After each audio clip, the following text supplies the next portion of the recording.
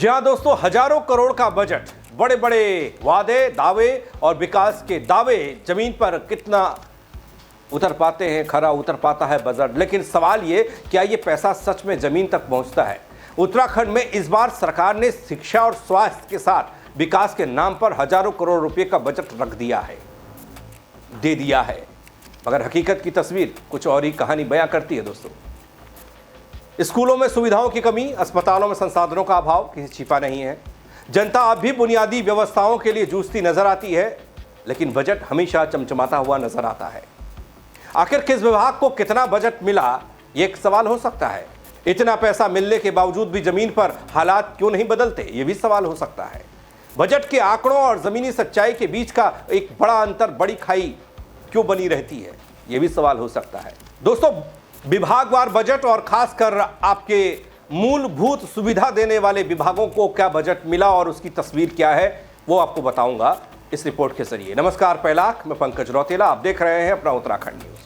दोस्तों, जैसे ही मुझे ये खबर लगी कि उत्तराखंड सरकार ने इस बार शिक्षा पर 13,552 करोड़, तो स्वास्थ्य पर खर्च करने के लिए जो बजट रखा वो 4,546 करोड़ रखा, तो यकीन मानिए कि ये सोचा कि ठीक है, भारी भरकम बजट है, महा बजट है, और ये दोनों ही चीज़ें बुनियादी हैं।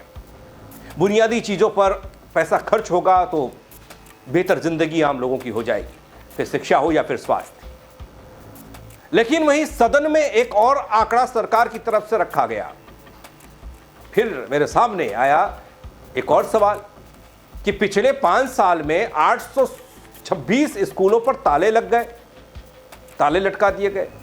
तो बजट तो हर साल हमारा ऐसे ही रहता फिगर। इधर स्कूल बंद हो रहे हैं, अस्पतालों में लगातार डॉक्टरों की कमी, संसाधनों की कमी, उसके बावजूद भी बजट का फिगर बढ़ा ही रहता है। तो लगा कि एक तरफ बजट और दूसरी तरफ ये स्कूल के आंकड़े, अस्पताल के हालात, वो क्या कहते हैं, सोचने पर मजबूर करता है ये बजट और बजट का ज़मीन पर उतरना। खैर, आगे बात होगी। अब स्वास्थ्य की बात करें तो यहाँ भी आप सबको अचरज हमेशा होता होगा कि भारी भरकम बजट के बावजूद भी हमारे अस्पतालों में उस तरह की बुनियादी सुविधाएं नहीं हैं। ऑपरेशन स्वास्थ्य जैसे आंदोलन इस उत्तराखंड में देखने को मिलते हैं, जहाँ क्या चाहिए होता है, एक आध दो डॉक्टर, विशेषज्ञ डॉक्टर, कुछ मशीनें, कुछ टेक्नीशियंस मशीनों को चलाने के लिए। लेकिन ये जो बजट का आंकड़ा, जो फिगर मैंने आपको बताया, इतना तो बहुत होता है शायद, लेकिन फिर भी वहां पर सुविधाएं नहीं मिलती। कभी सोचा है फिर कैसे और कहां बजट खर्च किया जाता है, कैसे बजट को जमीन पर उतारा जाता है? ये सब जानते हैं हमारे नेता लोग, क्योंकि हर साल हजारों करोड़ का बजट दगड़ियों जमीन पर हालात चौपट दिखाता है। आगे बढ़ता हूं। शिक्षा स्वास्थ्य के अलावा कई विभाग दगड़ियों ऐसे हैं जिनकी कार्यशैली को लेकर तारीफ कम हुई, सवाल ज्यादा होते रहे।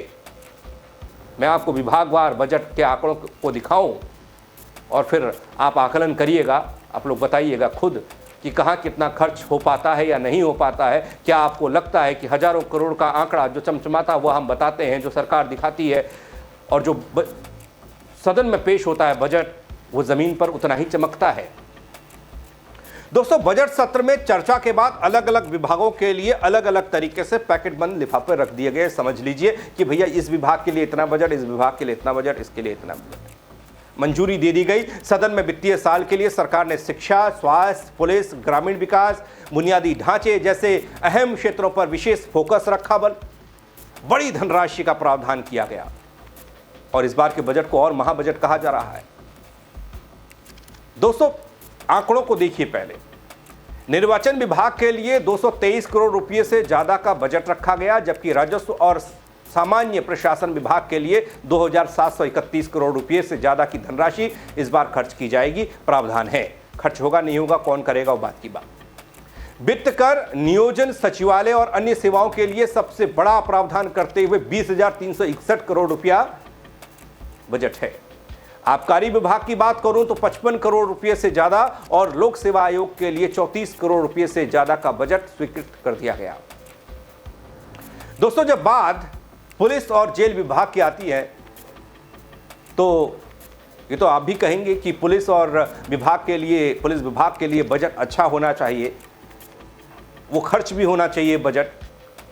वैसे बीते कुछ वक्त के घटनाक्रम को भी आप अपने सामने पाएंगे जिस पर सवाल काफ़ी उठे कि पुलिसिंग कैसे हो रही है, कानून व्यवस्था कितनी लचर है, कहाँ पर कमियां हैं। अगर पुलिस विभाग के लिए भारी भरकम बजट है तो उसका इस्तेमाल होना चाहिए। और यही कानून व्यवस्था को मजबूत करने का उद्देश्य सरकार ने विधानसभा के पटल पर बताया है। पुलिस और जेल विभाग के लिए 3,524 करोड़ रुपए का बजट। शिक्षा, खेल और युवा कल्याण की बात करें तो इसका भी बजट सांस्कृतिक विभाग के साथ जोड़ दिया जाए तो 13,552 करोड़ रुपए से ज्यादा की बड़ी धनराशि खर्च करने का प्रावधान इस बजट का प्रमुख हिस्सा माना जा रहा है। यह खर्चा जो दिखाया गया है। अब बात करता हूं उस विभाग की जिसके कंधों पर भार इतना है और इस बात का है कि आम आदमी की जिंदगी बचानी होती है। जी हां, स्वास्थ्य विभाग, जिसकी बात मैंने शुरुआत में की थी, ये वाला विभाग वैसे खुद बीमार लगता है दगड़ी, लेकिन बजट तो भारी भरकम दिखाया गया है। स्वास्थ्य सेवाओं को बेहतर बनाने के मकसद से यह बजट का प्रावधान है। चिकित्सा, स्वास्थ्य एवं परिवार कल्याण विभाग के लिए 4,546 करोड़ रुपए, इससे भी ज्यादा। जलापूर्ति और आवास नगर विकास विभाग के लिए 4,243 करोड़ रुपए से ज्यादा का प्रावधान किया गया।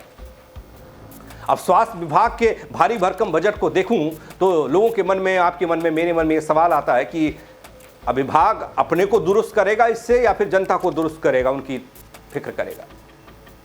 क्योंकि विभाग में तमाम तरह की कमियां अस्पतालों को लेकर, CSC, PSC के संसाधनों को लेकर हमारे सामने मुंह चढ़ाने वाली चीजें हैं, लेकिन बजट तो है। अब देखने को क्या मिलता है जमीन पर। हर साल बजट आता है दोस्तों, हर साल इतना ही बजट, इतना ही फिगर होता है और हर साल कितनी चीजें बदलती हैं आपके आसपास, आपने अंदाजा लगाया होगा। और एक महत्वपूर्ण बात, ग्रामीण और पहाड़ी क्षेत्रों में क्या ये बजट उतना लग पाता है? CSC, PSC बंद होने की कगार पर आ गए। जैसे 1,000 तकरीबन स्कूलों पर ताले लटके, वैसे अस्पतालों में ताले लटकने को हैं। लेकिन बात विकास की हो रही है, बात संसाधनों की हो रही है। दोस्तों, जिन ग्रामीण इलाकों के स्कूलों और अस्पतालों की बात मैं कर रहा हूं तो वहीं पर एक और चीज जोड़ देता हूं, ग्रामीण विकास। ग्रामीण विकास के लिए अलग से बजट होता है। यहां भी गजब का पैसा तय होता है हर साल। ग्रामीण क्षेत्र के विकास का ध्यान रखते हुए ग्रामीण विकास विभाग के लिए दोस्तों 3,860 करोड़ रुपए से ज्यादा का बजट पारित किया गया है। सिंचाई, बाढ़ नियंत्रण के लिए 1,591 करोड़ रुपए से ज्यादा की धनराशि रखी गई है। दोस्तों, गांव के गांव खाली हो रहे हैं, ये हम सब जानते हैं। जब ग्राम्य विकास की बात आती है तो उस वक्त ज्यादातर गांव तो ग्रामीण इलाके, पहाड़ी क्षेत्रों में। मूलभूत सुविधाएं सवालों के घेरे में हैं। बजट है 3,860 करोड़ ग्रामीण विकास का।